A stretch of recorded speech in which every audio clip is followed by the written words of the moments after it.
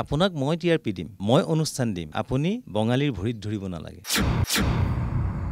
নতুনকৈ আকৌ সেই ঢুলটি বজাব ঢুলীয়াই গীতটিয়েই নাচিমে কঁকালটি ঘূৰাই ঘূৰাই বুলি নামাকৰণ কৰি মৰ্মিতা মিত্ৰক লগত লৈ পেলাই সুন্দৰকৈ ৰাইজলৈ আগবঢ়াই দিলোঁ। মোক অলপ ঠাণ্ডা মুণ্ডা দেখি পেলাই সেই কৰিছিলে, কিন্তু তাৰ প্ৰত্যুত্তৰ এতিয়া ৰাইজে দিলে। মোক যদিও বেয়াকৈ লিখিছে, তাত মোক আঙুলি টোৱা হোৱা নাই। মোৰ দৰে শত শত মানে সংগীত শিল্পীক বুলি কওঁ বা সংগীত সাধকসকলক আঙুলি টোৱাইছে। অসমৰ শিল্পীসকলক দুভাগ কৰাৰ এটা প্ৰয়াস কৰি পেলাই এইটো এটা চক্ৰান্ত চলাই আছে। গতিকে তাত কোনো পতিয়ন যাব নালাগে। মৰ্মিতা মিত্ৰৰ জনপ্ৰিয়তাক লৈ পেলাই শংকিত হৈছে, য'ত ধৰি লওক যে তাৰ লগে লগে আকৌ অনুপম শইকীয়াও আগবাঢ়ি যাব নেকি। এজন সাংস্কৃতিক কৰ্মীয়ে সেই কামটো কৰিব নোৱাৰে, কাৰণ যেতিয়া এজন মানে ব্যক্তিৰ শিল্পী সত্তা থাকিব, তেনেকুৱা ব্যক্তিয়ে কোনোবা গীতকেই হওক কোনোবা ব্যক্তিকেই হওক কেতিয়াও হিংসাৰ চকুৰে চাব নোৱাৰে। আৰু যদি কোনোবাই চাইছে, মই ক'ব খোজোঁ যে তেওঁ সেইজন শিল্পীয়ে নহয়। কিন্তু সেইদিনা যদি ফোনটো উঠালেহেঁতেন বা ফোনটো কিবা কাৰণে কলবেকো মোক কৰিলেহেঁতেন, এই গীতটি কি জানিবা তেওঁৰ কণ্ঠত আজি ৰাইজে শুনিবলৈ পাব। কিন্তু বিতৰ্ক কৰিব নালাগে, কাৰণ মই ইয়াৰ আগতেও বহুখিনি মুম্বাইৰ জনপ্ৰিয় কণ্ঠশিল্পীক গীত গোৱাই থৈছোঁ। নমস্কাৰ, মই ৰঞ্জন হাজৰিকাই টাইম এটলৈ স্বাগতম জনাইছোঁ। অসমৰ এগৰাকী জনপ্ৰিয় সংগীত শিল্পী, আজি তেওঁৰ সৈতে কথা পাতিম। তেওঁৰ সৈতে বহুতো কথা, নজনা কথা আপোনালোকক জনাবলৈ চেষ্টা কৰিম। আৰু আজি আমাৰ মাজত উপস্থিত আছে জনপ্ৰিয় সংগীত শিল্পী অনুপম শইকীয়া। স্বাগতম জনাইছোঁ। নমস্কাৰ। প্ৰথম সেই গীতটোৰে আৰম্ভণি কৰোঁ। নাচিমে কঁকালটি ঘূৰাই ঘূৰাই। তুমি আহি বিহু গীত জুৰিলে, নাচিমে কঁকালটি ঘূৰাই ঘূৰাই, নাচিবা কঁকালটি ঘূৰাই ঘূৰাই, ঢোলটি বজাব ঢুলীয়াই, পেপে পেপে পেপে পেপে পেপাতি বজাব বিহুৱাই, প প প প প প প প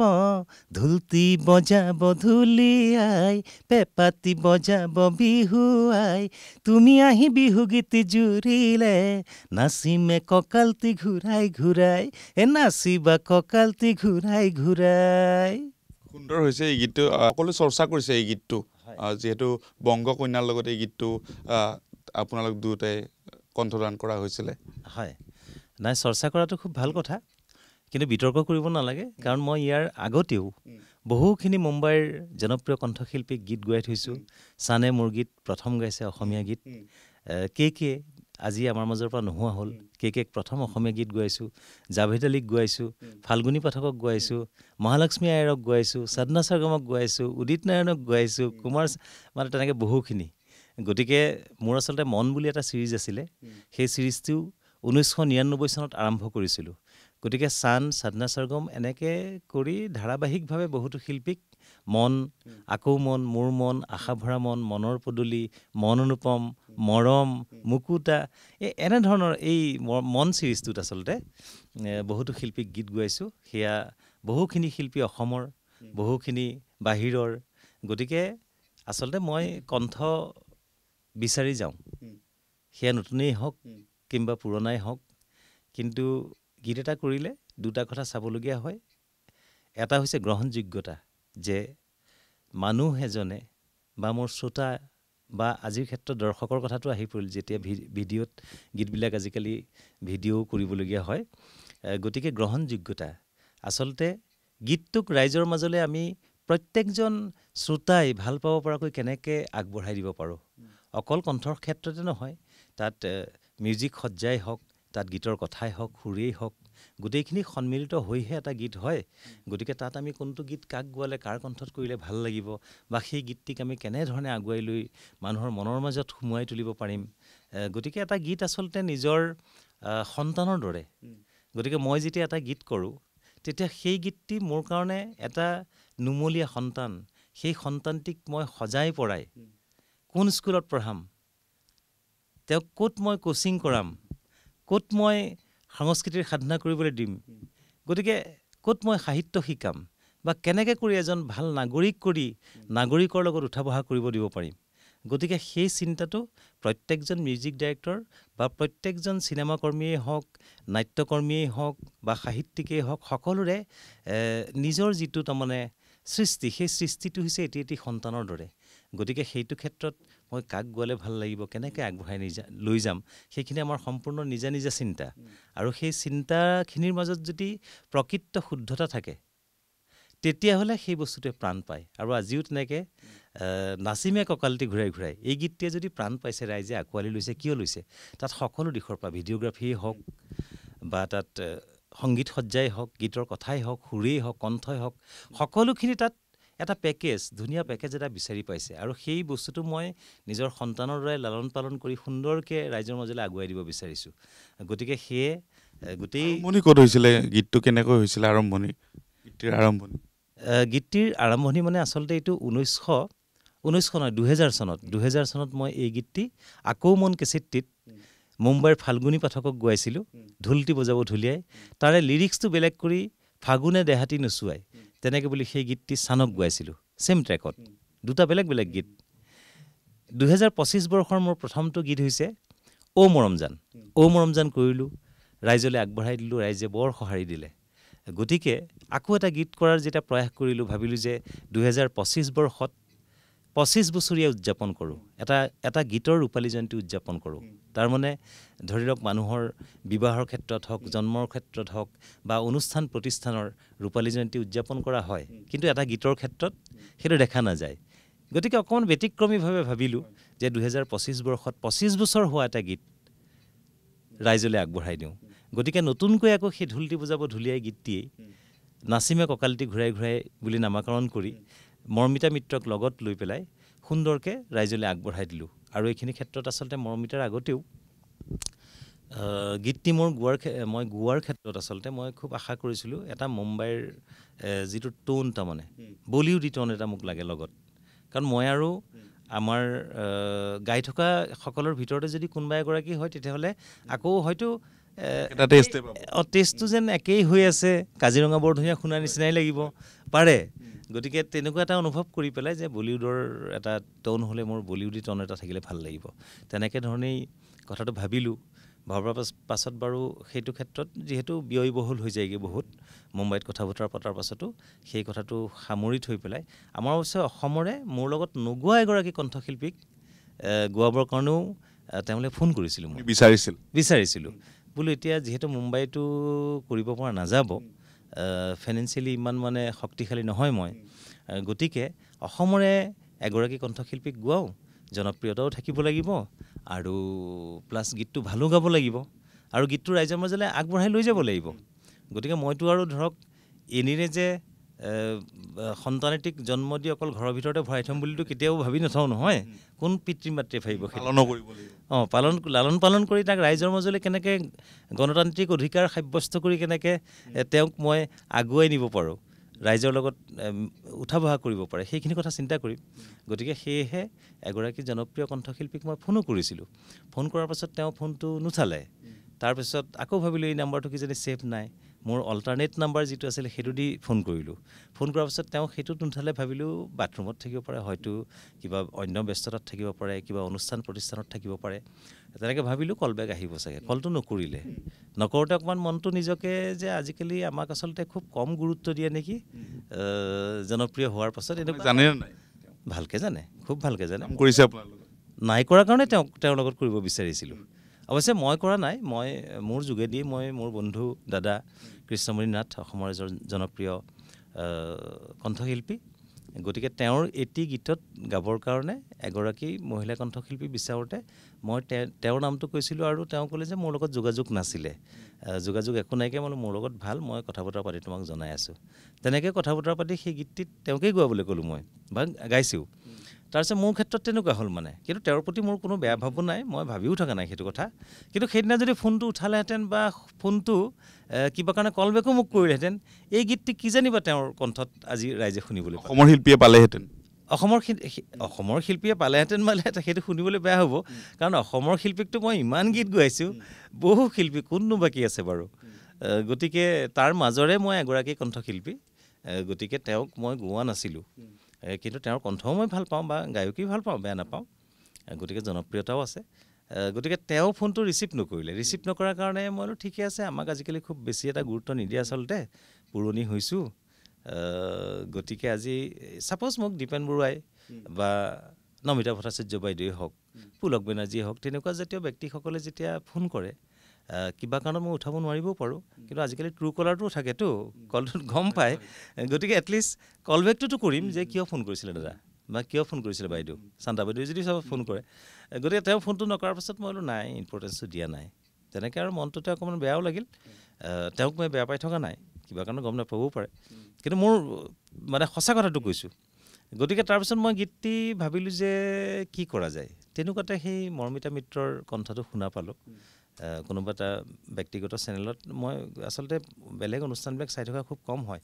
তাৰ মাজতে তেওঁ খুব চৰ্চাত থকাৰ কাৰণে কোনোবা সময়ত হয়তো কোনোবাই দেখুৱাইছে বা মই কেতিয়াবা জোতাৰ ফিটা মাৰি থকা সময়তে টিভিটো ছাপ'জ চকুত পৰিল এনেকৈ কৰি ভাল গায় দেখোন আৰু জুবিন গাৰ্গৰ গীতসমূহ এনেও এটা ৰেঞ্জত থকা গীত গতিকে সেই ৰেঞ্জটো চুবলৈ সকলো কণ্ঠশিল্পীৰ কণ্ঠত সেইটো অসুবিধা হয় মহিলা কণ্ঠশিল্পীসকলৰ আমাৰ বিহু গোৱা কণ্ঠশিল্পীসকলৰ সেই হাই ৰেঞ্জটো আছে সেইকাৰণে বিহুটো সকলোৱে গাবও নোৱাৰে তেওঁৰ মই চাওঁতে পটককৈ যে তেওঁৰ ৰেঞ্জটোও ভাল এক্সপ্ৰেশ্যন ভাল প্ৰেজেণ্টেশ্যন ভাল গতিকে মই বোলো কিজানিবা পাৰিব তেওঁৰ লগত যোগাযোগ হ'ল গোৱাই চালোঁ খুব ধুনীয়া গালে গতিকে তাৰপিছত তেওঁৰ কণ্ঠটো লৈ পেলাই গীতটি আগবঢ়াই লৈ গ'লোঁ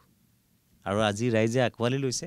তেনেকৈ আপোনালোকে আগৰ গীতবিলাক যেনেকৈ মৰম দিছে এই গীতটিটো সেই ধৰণৰ মৰমেই আপোনালোকে আগবঢ়াই গৈছে মই সঁচাকৈ সকলোৰে ওচৰত মানে কৃতজ্ঞ সকলোকে কৃতজ্ঞতা জ্ঞাপন কৰিছোঁ আৰু ধন্যবাদ জ্ঞাপন কৰিছোঁ বহুতে সামাজিক মাধ্যমত এই গীতটিক লৈ ব্যাপকভাৱে বিতৰ্ক চলাইছে তেওঁলোকক কি ক'ব খোজে নহয় সেইটো চাওক সেইটো এটা হৈছে চক্ৰ সেইটো আমাৰ কোনো অসমৰ সাংস্কৃতিক মহলৰ ব্যক্তি নহয় কাৰণ এজন সাংস্কৃতিক কৰ্মীয়ে সেই কামটো কৰিব নোৱাৰে কাৰণ যেতিয়া এজন মানে ব্যক্তিৰ শিল্পী সত্তা থাকিব তেনেকুৱা ব্যক্তিয়ে কোনোবা গীতকেই হওক কোনোবা ব্যক্তিকেই হওক কেতিয়াও হিংসাৰ চকুৰে চাব নোৱাৰে আৰু যদি কোনোবাই চাইছে মই ক'ব খোজোঁ যে তেওঁ সেইজন শিল্পীয়ে নহয় গতিকে মোৰ অনুভৱটো হয় এটা চক্ৰই এটা চক্ৰান্ত কৰি পেলাই এই কাৰবাৰটো কৰি আছে য'ত মৰ্মিতা মিত্ৰৰ জনপ্ৰিয়তাক লৈ পেলাই শংকিত হৈছে য'ত ধৰি লওক যে তাৰ লগে লগে আকৌ অনুপম শইকীয়াও আগবাঢ়ি যাব নেকি গতিকে এটা চক্ৰান্ত মোৰ ওপৰত গতিকে মই নাভাবোঁ যে তাত আমাৰ অসমৰ সাংস্কৃতিক মানে ব্যক্তিসকল জড়িত হৈ আছে কাৰণ তেনেকুৱা হিংসাত্মক কাৰ্যৰে তাৰমানে বা প্ৰতিযোগিতামূলক যিখিনি কাৰ্য সেইখিনিক আমি গ্ৰহণ কৰোঁ কাৰণ স্বাস্থ্যকৰ প্ৰতিযোগিতা থাকিব লাগে যে তেওঁ ভাল গাইছে তেওঁতকৈ মই বেছি ভাল গাব লাগিব কম্পিটিশ্যনটো হেল্ডি হ'ব লাগে কিন্তু যদি কোনোবাই ধৰক ঈৰ্ষা কৰিছে সেই ঈৰ্ষাটো কিন্তু ভাল কথা নহয় আৰু প্ৰকৃত সংগীত শিল্পীয়ে কেতিয়াও সেই ঈৰ্ষাৰ মাজলৈ নাযায় তাৰমানে গতিকে মোৰ সেইখিনি বিশ্বাস আৰু কোনেও কাকো ঈৰ্ষা কৰি পেলাই শেষ কৰিব নোৱাৰে নহয় তাৰমানে জ্বলা জুইক ঢাকিবলৈ গ'লে জুইকুৰা বেছিহে জ্বলি উঠে গতিকে তেনেকুৱা নিচিনা কথা গতিকে ছাপ'জ মোৰ এইটো ক্ষেত্ৰত এটাই কথা যে কোনেও কাকো ঈৰ্ষা কৰাৰ ক্ষেত্ৰত এইটো আমি সন্দেহ কৰিব নোৱাৰোঁ এটা চক্ৰান্তই এটা চক্ৰই বিশেষভাৱে ব্যৱসায়ৰ লাভত নেকি নহয় নহয় নহয় নহয় অসমৰ শিল্পীসকলক দুভাগ কৰাৰ এটা প্ৰয়াস কৰি পেলাই এইটো এটা চক্ৰান্ত চলাই আছে গতিকে তাত কোনো পতিয়ন যাব নালাগে মোৰ সেইটোৱে আহ্বান নহয় চাওক যিখিনি ক'বলগীয়া আছিলে তেওঁ মোক যদিও বেয়াকৈ লিখিছে তাত মোক আঙুলি টোৱা হোৱা নাই মোৰ দৰে শত শত মানে সংগীত শিল্পীক বুলি কওঁ বা সংগীত সাধকসকলক আঙুলি টোৱাইছে তাৰমানে সেয়া ভূপেন হাজৰিকাও হ'ব পাৰে সেয়া জয়ন্ত হাজৰিকাও হ'ব পাৰে সেয়া জুবিন গাৰ্গো হ'ব পাৰে সেয়া অংগৰক পাপন মহন্তও হ'ব পাৰে কৃষ্ণমণি নাথো হ'ব পাৰে অভিজিত ভট্টাচাৰ্যও হ'ব পাৰে মানে কথাটো কৈছোঁ মৃণালকান্তি মেধিও হ'ব পাৰে গতিকে যিসকলে বা ভূপেন হাজৰিকা ডাঙৰীয়াও হ'ব পাৰে গতিকে যিসকলে বাহিৰৰ শিল্পীক গীত গোৱাইছে সকলোকে আঙুলি টোৱাইছে আৰু বাহিৰৰ শিল্পীয়ে গীত গোৱাৰ পাছত গীতটো যদি হিট হৈছে আমাৰ যে তোক দেখি মোৰ গা গীতটি ছাপ'জ সকলো আৰ্টিষ্টেতো গায় প্ৰায় সকলোবিলাক বিশেষকৈ মহিলা শিল্পীসকলে ফাংচনত গায় গতিকে এগৰাকী বেংগলী মহিলাই গীতটি গাইছে উষা উত্থুপে গাইছে গতিকে সেই গীতটি গোৱাৰ কাৰণে জানো বঙালীৰ ভৰিত ধৰা হ'ল সেই শিল্পীসকল গতিকে গোটেই শিল্পী সত্তাটোক আচলতে তেওঁ উপলুঙা কৰিছে গতিকে সেইটো এটা নিষ্ক্ৰিয় তেওঁৰ নিজা চিন্তা দেই আৰু তাত যদি কোনোবাই চক্ৰান্ত কৰিছে সেইটো মই ক'ব নোৱাৰোঁ গতিকে তাৰ কথাটো আচলতে মই কেনেকৈ অনুভৱ কৰিছোঁ সেই কথাটো ৰাইজৰ মাজলৈ মই আগবঢ়াই দিছিলোঁ গতিকে ৰাইজৰ মাজলৈ মই আগবঢ়াই দিয়াখিনি মোৰ দায়িত্ব আছিলে মই সেইখিনি কৰ্তব্য কৰিলোঁ তাৰপাছত মোৰ কৰিবলগীয়া একো নাই তাৰ উত্তৰ বা প্ৰত্যুত্তৰ ৰাইজে দিছে বিভিন্ন দল সংগঠনে দিছে গতিকে কিন্তু ৰাইজৰ যিটো সঁহাৰি বা হয়তো বিপৰীত পক্ষই ভাবি থাকিব পাৰে যে অনুপম শইকীয়া একদম নিমাখিত মানুহ তেওঁৰতো আজিকালি কোনো ধৰণৰ গ্লেমাৰ বোলা বস্তুটো নাই বা কিবা নাইকিয়া কিন্তু প্ৰকৃত সাধকসকলক যে অসমৰ ৰাইজে মনে মনে থাকিলেও মানে লক্ষ্য কৰি আছে তেওঁলোকক লৈ বহুতৰে অসুবিধা হৈছে নেকি অসমত কেতিয়াও নহয় তো আপোনাৰ মেনেজাৰ বাবলিয়ে দিছিলে এটাই পোষ্ট দিছে যে আপোনাক মই টিআৰপি দিম মই অনুষ্ঠান দিম আপুনি বঙালীৰ ভৰিত ধৰিব নালাগে গতিকে তাৰ প্ৰত্যুত্তৰখিনি বা সেই কথাটো লৈ আজি আৰু খুচৰি থাকিবলগীয়া কথা নাইকিয়া আৰু মই নিবিচাৰোঁ যে সেইটো আৰু বেছি বহল হৈ গৈ থাকক মোৰ যিখিনি মনৰ কথা ক'বলগীয়া আছিলে মনে প্ৰাণে যিখিনি আছিলে মনৰ মাজত ক'বলগীয়া কথা আৰ্টিষ্টসকলক তেনেকৈ সন্মান জনোৱাৰ কাৰণে মোক নহয় মানে মোকেই যদিও কৈছে মোৰ দৰে শত সহস্ৰজনক কৈছে নহয় গতিকে মই সেইটো ক্ষেত্ৰত মোৰ একদম পোনপটীয়াভাৱে মোকো সামাজিক মাধ্যমত কৈছে ময়ো সামাজিক মাধ্যমতেই আগবঢ়াইছিলোঁ কিন্তু গতিকে মোক অলপ ঠাণ্ডা মুণ্ডা দেখি পেলাই সেই কৰিছিলে কিন্তু তাৰ প্ৰত্যুত্তৰ এতিয়া ৰাইজে দিলে মৰমিতাক এই অ' মৰমজান গীতটি সেইটো জাষ্ট ৰিলিজ হৈছে সেই গীতটি শুনালোঁ আৰু সেইটো ৰাতি 3:30মান বজাত শুনাইছোঁ শুনোৱাৰ পাছত তাই মানে অ' মৰমজান গীতটো ৰিলিজ কৰাই নাই কৰিম আৰু তাৰ আগে আগে তাই মানে ইমান এনজয় কৰিছে ইমান এনাৰ্জেটিক তাৰমানে সেইদিনা আমাৰ পুলিচ প্ৰশাসনৰ এখন প্ৰগ্ৰাম কৰি আহিছে তাৰপিছত টাইমছৰ গীত গাইছে ৰাতি মোক সময় দিছে 1 বজাত ৰাতি 1 বজাত আহিছে 3টা বাজি পাৰ হৈ যোৱালৈকে তেওঁ এটা গীতৰ ডাবিং কৰিছে তাৰপিছত এইটো গীতৰো আমাৰ হেৰি কৰিছে গাইডটো গাইছে তাৰপিছত যেতিয়া মৰমজানটো মই শুনাইছোঁ অ' মৰমজান মেৰে আনেৱালা গীত হে ইয়ে শুনো ইমান এনজয় কৰিছে অ' মৰমজান ৰৈয়ে যা তাৰপিছত তাই মোক ক'লে যে দাদা ইয়ে ফিমেল ভাৰ্চন হোগা কিয়া মই কিয় নহয় হোগা এতিয়া মই লিৰিক্স লিখি তাইক ফিমেল ভাৰ্চনটো আধা গোৱালোৱেই আৰু আধাখিনি গাবলৈ আছে গতিকে সেইটো এটা মুমেণ্ট মোৰ ভাল লগা মুমেণ্ট যে গীত আহিব আৰু এটা নহয় কেইবাটাও এটা জুবিন গাৰ্গ আৰু মৰমিতা মিত্ৰৰ কণ্ঠত এটা গীত কৰিছোঁ আপোন বৰ ধুনীয়া গীত সেই গীতটিও সোনকালে ৰিলিজ কৰিম আৰু এটা গীত অ' মৰমজানটো এতিয়া মৰমিতাৰ কণ্ঠত আহিব অ' দেহাজান কৰি কাৰণ গীতটি সেইদিনা শুনাৰ লগে লগে যিটো এনজয় কৰিছে মোৰ ভাল লাগিছে যে গীতক আচলতে ইমান ধুনীয়াকৈ আদৰি সাদৰি ল'ব পাৰে বা গীত গাবৰ কাৰণে বা গীত শিকিবৰ কাৰণে ইমান হেঁপাহটোক মই আচলতে সেইখিনি বস্তু সন্মান জনাইছোঁ ভাল পাওঁ আৰু তাৰপিছত আৰু এটা তাইৰে মই বিহু এটা কৰি আছোঁ আৰু বেলেগ বেলেগ প্ৰজেক্টটো কৰি আছোঁ এতিয়া সুবাসনৰ লগত সুবাসনে সিদিনা এটা গীত গোৱালোঁ মই মৰম আকলোৱা মৰম আলসুৱা মৰমে নুবুজে চহকী দুখীয়া গতিকে সেইটো এটা গীত তাৰপিছত বৰ্ণালীৰ এটা গীত কৰি আছোঁ বৰ ধুনীয়া গীত এটা ছয়নিকাৰ কৰি আছোঁ ছয়নিকাৰে মোৰ ধুনীয়া গীত এনেকৈ গীতৰ কামবিলাক চলি আছে আপুনি 90 দশকৰ পৰা কাম কৰি আছে অসমৰ সংগীত জগতত তেতিয়াৰ পৰিৱেশটো কেনেকুৱা আৰু এতিয়াৰ পৰিৱেশটো বৰ্তমানৰ পৰিৱেশটো কোনফালে গৈছে বুলি ভাবে আপুনি নহয় চাওক এতিয়া সংস্কৃতিটো হৈছে বোৱতী নদীৰ নিচিনা সেইটো কেতিয়াও স্থবিৰ হ'ব নোৱাৰে গতিকে পৰিৱেশ পৰিস্থিতি সময় এই সকলোখিনি লৈ পেলাই সেই ব্যৱস্থাৰ মাজেৰেই আগবাঢ়িব নহয় জানো আমি যদি 1990 চনত কৰা কামটোৰ কথা আজি ভাবি থাকোঁ তেতিয়াহ'লেতো নহ'ব টেকন'লজি বহুখিনি আগুৱাই গ'ল গতিকে আমি তেতিয়া যেতিয়া কৰিছিলোঁ 90 চনত তেতিয়া 2 ট্ৰেক স্পুলত ৰেকৰ্ডিং হৈছিলে দুটা ট্ৰেকত একেলগে আমি সকলো মিউজিচিয়ান বহোঁ গোটেইখিনি মানে সেই দুটা ট্ৰেকৰ মাজতেই ৰেকৰ্ডিং হ'ব তাত এক্সট্ৰাকৈ ল'ব নোৱাৰে গতিকে ভইচটো এটা ট্ৰেকত থাকিল গোটেই মিউজিচিয়ানৰ গোটেই চাউণ্ডখিনি এটা ট্ৰেকত থাকিল গতিকে গোটেই মিউজিচিয়ান বহি আমি একেলগে ৰিহাৰ্চেল কৰি লাষ্ট মনিটৰ কৰি তাৰপিছত গীতটি আমি পৰিৱেশন কৰিম গতিকে তেতিয়া আমি যেনেকৈ এতিয়া ফাংচনত গাওঁ তেনেকৈ একেলগে গাব লাগিব বজাব লাগিব তাৰ কাৰণে প্ৰিপেয়াৰেশ্যন লাগিব তাৰ কাৰণে সেইকাৰণে সেইটো সময়ৰ শিল্পীসকলক আচলতে স্বনামধন্য শিল্পী বুলি ক'ব লাগিব সেয়া শান্তা উজীৰেই হওক বা লতা মংগেশকাৰেই হওক কথাটো কৈছোঁ গতিকে তেওঁলোক স্বনামধন্য শিল্পী কাৰণ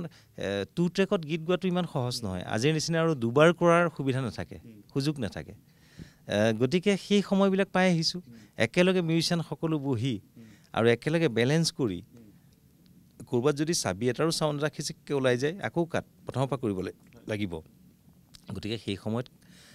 ইমান ৰিস্ক লৈ পেলাই কাম কৰাটো ইমান সহজ কথা নহয় গতিকে সকলো এক্সপাৰ্টবিলাকে বজাব লাগিব নহ'লে দিগদাৰ আছে বা এক্সপাৰ্টসকলে বজাব লাগিব আৰু গায়কেও তেনেকৈ এক্সপাৰ্ট হ'ব লাগিব গতিকে আমি সেইটো দিনতো কাম কৰিছিলোঁ এতিয়াও কাম কৰিছোঁ গতিকে খুব সেইবিলাক নষ্টালজিক এটা সময় আৰু আজি পৰ্যায়ক্ৰমে আজি এজন ব্যক্তিয়ে সকলোখিনি কৰিব পৰা হ'ল সকলোখিনি এজন ব্যক্তিয়ে কৰিব পাৰে এটা কম্পিউটাৰতে বহি পেলাই তাৰপিছত আমাৰ দুই এটা একষ্টিক লাগিল একষ্টিককেইটা আমি পাছত এক্সট্ৰাকৈ বজাব পাৰোঁ আজি লণ্ডনত গীত গালেও আমি ইয়াত ৰেকৰ্ড কৰিব পাৰোঁ বা পৃথিৱীৰ যিকোনো এখন দেশত গীত গালে আমি ইয়াত ৰেকৰ্ড কৰি ল'ব পাৰোঁ ইয়াৰ পৰা আমি গাইড কৰিব পাৰোঁ টেকন'লজিটো বহুত আগবাঢ়ি গ'ল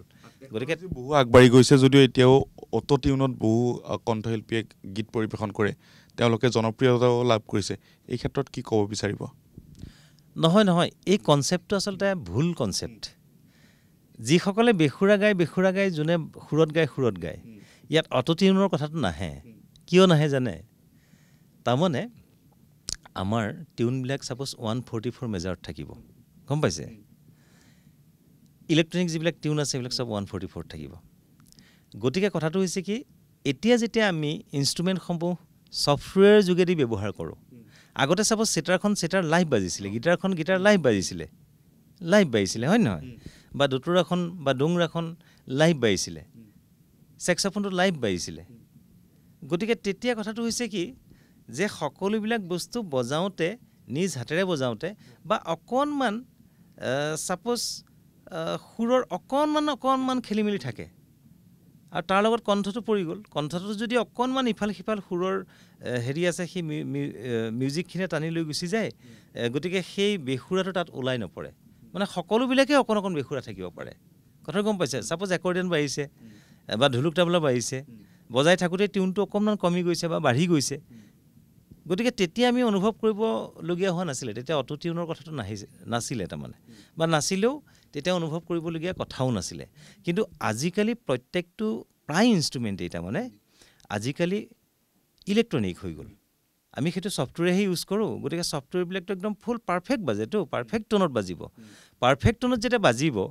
ছিংগত গাব লাগিব নহয় যিমান গালোঁ কণ্ঠহে গতিকে সেইটোক অকণমান সেই পাৰফেকশ্যনটোৰ কাৰণে অকণমান টিউন কৰিবই লাগিব তেতিয়াহে আপুনি ভাল শুনা হ'ব কাৰণ আমিতো ফাংচন কৰা নাইকিয়া সকলো শিল্পী তাৰমানে অৰিজিত সিঙৰ গান এটাও যদি আজি ছাপ'জ বা শ্ৰেয়া ঘোষালৰ গান এটাও যদি কোনোবা মিউজিক ডাইৰেক্টৰ কৰি আছে সেইটোকো টিউন কৰিব লাগিব কাৰণ সেইটো ভইচটো এইটো মেনুৱেল ইনষ্ট্ৰুমেণ্ট নহয় বা বাঁহীটো বজাইছে বাঁহীটোকো টিউন কৰিব লাগিব কাৰণ বাকীখিনি একদম টিউনত বাজি আছে যে সেইটো যদি অকণমানো ওলাই যায় নহয় তেতিয়াহ'লেও তাক বেসুৰা শুনা হ'ব কথাটো গম পাইছে কিন্তু কেতিয়াবা কি হয় ধৰক একেবাৰে গাব নজনা মানুহজনকো টিউনত লগাই আঁকি মানে গোৱা মানুহ কৰি দিব পাৰি কিন্তু সেইজন আৰু ধৰক চখত গোৱা ব্যক্তি কিন্তু এইটো কথা নহয় যে ভাল গোৱা ব্যক্তি এজনক টিউন কৰিব নালাগে আজি জুবিন গাৰ্গদেৱে গীত এটা গালেও টিউন কৰিব লাগিব টিউনটো একেনে কৰিব লাগিব কাৰণ কোনো মানুহে লাইভটোত তাৰমানে নেচাৰেলি যিটো কৰে আৰু মেকানিকেলি যিটো কৰে সেইটোৰ লগত কেতিয়াও মিলাব নোৱাৰি তাৰমানে গম পাইছে লাইভটো লাইভেই আৰু মেকানিকেলি আমি ধৰক কিবা এটা কৰিছোঁ কীবৰ্ডখন বজাইছোঁ ধৰক চব একদম একুৰেট টিউনত আছে ছফ্টৱেৰত চেটাৰখন বজাইছোঁ গিটাৰখন বজাইছোঁ চব টিউনত আছে ষ্ট্ৰিংছ বজাইছোঁ টিউনত আছে কিন্তু তেতিয়াৰ দিনত কি হৈছে ভায়লিন বুলি ক'লে যিটো ষ্ট্ৰিংছ গ্ৰুপ ভায়লিন গোটেইবিলাক গ্ৰুপে একেলগে বজাইছিলে বজাওঁতে কোনোবা এজনৰ টিউন ছাপ'জ বজাই থাকোঁতে অকণমান কমি গৈছে কোনোবা এজনৰ আকৌ অকণমান বজাই থাকোঁতেই ষ্ট্ৰিংডাল অকণমান বাঢ়ি গৈছে গতিকে তেতিয়া টিউন কৰি থাকিব নোৱাৰে এই মিলি পেলাই গোটেই এটা সমিল মিলত তাৰ লগত ভইচটোও তেনেকুৱাকৈ মিলি গৈছিলে কিন্তু এতিয়া প্ৰত্যেকটো বস্তুৱেই আমি টিউন কৰিবলগীয়া হয় যিবিলাক লাইভ ইনষ্ট্ৰুমেণ্ট বাজে সেইটো কৰিবই লাগিব এইটো টেকনিকেল পইণ্ট তাৰমানে সেইটো গতিকে সেই কথাটোক আমি অমূলকত এটা বেয়া কথাৰে নি পেলাই লাভ নাই হয় আমি অনুষ্ঠান শেষ কৰিব লাগিব বিহুৰ প্ৰস্তুতি কেনেকুৱা চলিছে যিহেতু আগন্তুক বিহু আহি আছে প্ৰত্যেক বছৰৰ দৰে এইবছৰো ৰাইজে বিচাৰিছে আৰু বিভিন্ন ফোন কৰি আছে অলৰেডি ধৰক বহুত প্ৰগ্ৰেম হোৱা নাই তথাপিতো 7-8খন প্ৰগ্ৰেম ইতিমধ্যে বুকিং হৈছে গতিকে আৰু বহুখিনি আয়োজক কমিটিয়ে যোগাযোগ কৰিছে কিছু আয়োজক কমিটি আছে যে এডভান্স 2-4 দিনৰ ভিতৰতে দিব আৰু বেছি বাঢ়িব গতিকে উজনিৰ নামনি সকলোখিনিতে এইবাৰ আমাৰ বিহু চলিব। বিহু বুলি ক'লে কিন্তু অনুপম দাৰ নামটো আগত আহে, যিহেতু বিহুৰ সময়ছোৱাত। পাছততো মই নাজানো, কিন্তু 1990 চনৰ পৰা যেতিয়া ধাৰাবাহিকভাৱে কেছেটৰ জগতখনত সোমালোঁ, তাৰ আগতেতো আমি সেই 40 টকাত 50 টকাত প্ৰগ্ৰেম কৰিছিলোঁ। আৰু মই একেলগে মানে সেইটো সময়ত ছাপ'জ